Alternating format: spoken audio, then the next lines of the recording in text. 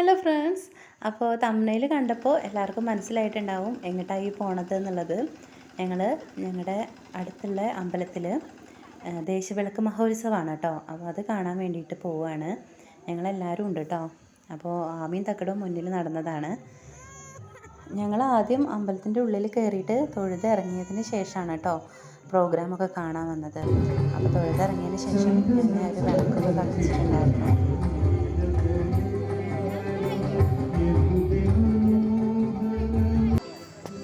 വിളക്കുകൾ ഇങ്ങനെ കത്തിച്ച് വെച്ചത് കാണാൻ തന്നെ നല്ല ഭംഗിയായിരുന്നു. ഞാനും ഒരു വിളക്കെടുത്ത് കത്തിച്ചിട്ടുണ്ടായിരുന്നു. പിന്നെ അത് കഴിഞ്ഞ് ഞങ്ങൾ നേരെ ഭജന കാണാൻ വേണ്ടിയിട്ട് അവിടെ പോയി നിൽക്കുകയാണ് ചെയ്തത്. നല്ല തിരക്കുണ്ടായിരുന്നു കേട്ടോ. എന്നാലും നമുക്ക് ഭജന മുന്നിൽ നിന്ന് കുറച്ച് നേരം കാണാൻ പറ്റി.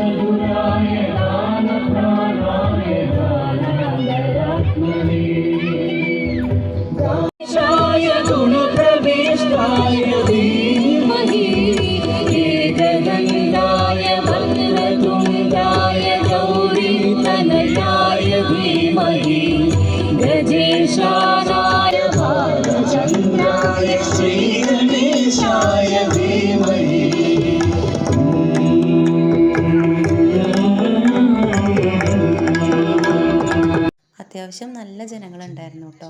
അപ്പോൾ അതുകൊണ്ട് ഞങ്ങൾക്ക് സീറ്റൊന്നും കിട്ടിയിട്ടുണ്ടായിരുന്നില്ല. പിന്നെ ഞങ്ങൾ കുറച്ച് ബാക്കിലോട്ട് പോന്നപ്പോൾ ഇരിക്കാനൊരു തിണ്ട് കിട്ടി. അപ്പോൾ ആ തിണ്ടിലാണ് ഞങ്ങൾ ഇരുന്നത് കേട്ടോ. പിന്നെ ഇവിടെയാണ്, ഈ കാണുന്ന സ്ഥലത്താണ് ദേശവിളക്ക് നടക്കുന്നത്. അവിടെ ഒരു അയ്യപ്പൻ്റെ വിഗ്രഹവും ഒരു ശ്രീകോവിലൊക്കെ പോലെ സെറ്റ് ചെയ്തിട്ടുണ്ടായിരുന്നു. 18 പടികളൊക്കെ ആയിട്ട് അയ്യപ്പൻ മുകളിലിരിക്കുന്ന പോലെ, ശബരിമല പോലെ തന്നെ സെറ്റ് ചെയ്തിട്ടുണ്ടായിരുന്നു. അവിടെയാണ് കേട്ടോ പൂജകളൊക്കെ നടക്കുക. പൂജകളൊക്കെ കഴിഞ്ഞിട്ടാണ് ദേശവിളക്ക് കത്തിക്കുക. അപ്പോൾ അതിൻ്റെ ഇടയിൽ ഭജന നടന്നുകൊണ്ടിരിക്കുന്നുണ്ട് കേട്ടോ.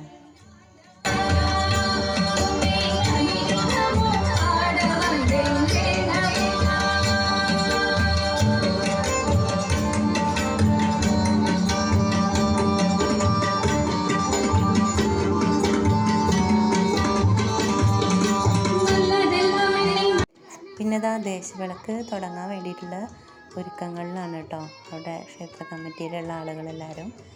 അപ്പോൾ അതിൻ്റെ ഇടയിൽ ഒരു കുഞ്ഞു കുട്ടി ഭജന പാടുന്നുണ്ടായിരുന്നു. നല്ല രസമുണ്ടായിരുന്നു കേട്ടോ കേൾക്കാൻ.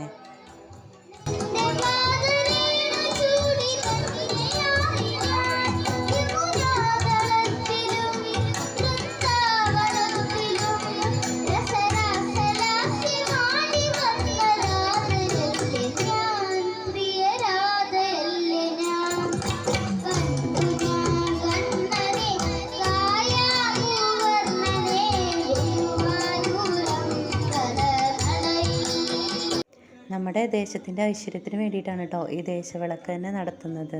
അപ്പോൾ പൂജയും കാര്യങ്ങളൊക്കെ തുടങ്ങിയിട്ടുണ്ട്. ആദ്യം കുറച്ച് പേരൊക്കെ വന്ന് വിളക്ക് വെച്ചിട്ടുണ്ട്. ഇനി അതിൻ്റെ ബാക്കിലായിട്ട് എല്ലാവരും വന്ന് വിളക്ക് കത്തിക്കാൻ തുടങ്ങും. പൂജ കഴിഞ്ഞിട്ട് തിരുമേനിയാണ് കേട്ടോ ഓരോ വിളക്കും കത്തിക്കാൻ തുടങ്ങുക. പിന്നെ അവനവൻ വീട്ടിൽ നിന്ന് കൊണ്ടുവന്ന വിളക്ക് എല്ലാവരും വന്ന് കത്തിച്ച് വയ്ക്കുകയാണ് ചെയ്യുക. അപ്പോൾ എല്ലാവരും വിളക്കൊക്കെ വെച്ച് സെറ്റായി നിൽക്കുന്നുണ്ട്, റെഡിയായി നിൽക്കുന്നുണ്ട് കേട്ടോ എല്ലാവരും വിളക്ക് കത്തിക്കാൻ വേണ്ടിയിട്ട്.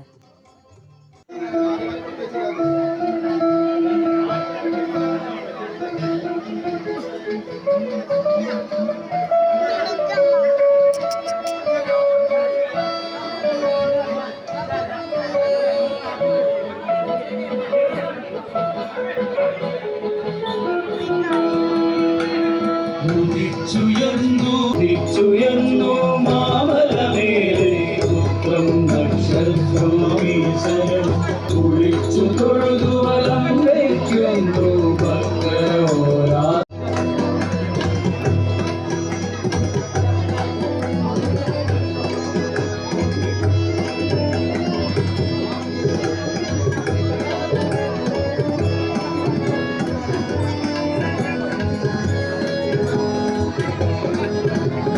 കലിയുഗ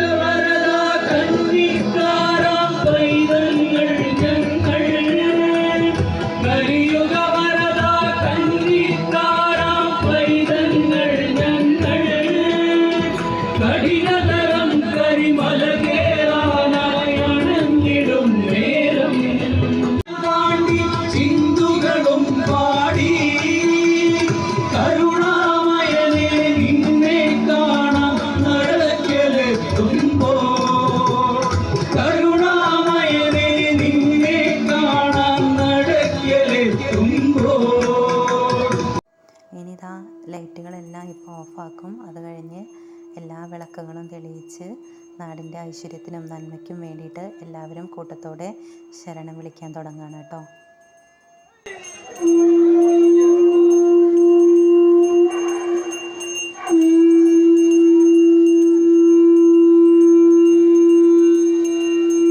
ഓരോ കത്തിച്ച് വെച്ചിട്ടുള്ള നിലവിളക്കിൻ്റെ ഇടയിലൂടെ അവർ കർപ്പൂരം കത്തിച്ചിട്ടുണ്ടായിരുന്നു. അതേപോലെ കർപ്പൂരം കൊണ്ട് ഓം എന്നൊക്കെ എഴുതിയിട്ടുണ്ടായിരുന്നു. അപ്പോൾ ആ കർപ്പൂരത്തിൻ്റെ പുക മുഴുവൻ അന്തരീക്ഷത്തിൽ അവിടെ പടർന്നപ്പോൾ നമുക്ക് ഒരു പോസിറ്റീവ് എനർജി തന്നെയായിരുന്നു കേട്ടോ കിട്ടിക്കൊണ്ടിരുന്നത്. അത് ശ്വസിക്കും തോറും നമുക്കൊരു പ്രത്യേക ഫീൽ തന്നെയായിരുന്നു ഉണ്ടായിരുന്നത്. മുക്തി ലഭിക്കുമാറാവട്ടെ.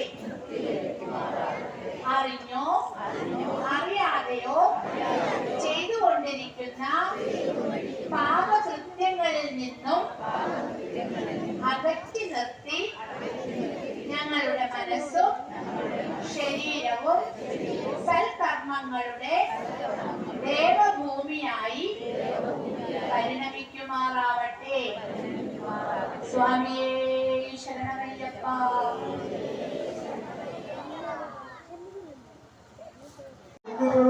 സ്വാമിയേ സ്വാമിയേ കർപ്പൂരദീപവലികളുടെ പ്രിയനേ അഭിഷേക പ്രിയനേ പ്രിയനേ. ശരണം വിളി കഴിഞ്ഞപ്പോൾ ഹരിവരാസനം പാടിയാണ് ദേശവിളക്ക് അവസാനിപ്പിച്ചത്. അപ്പോൾ എല്ലാവരും ഒരുമിച്ചായിരുന്നു ഹരിവരാസനം പാടിക്കൊണ്ടിരുന്നത്.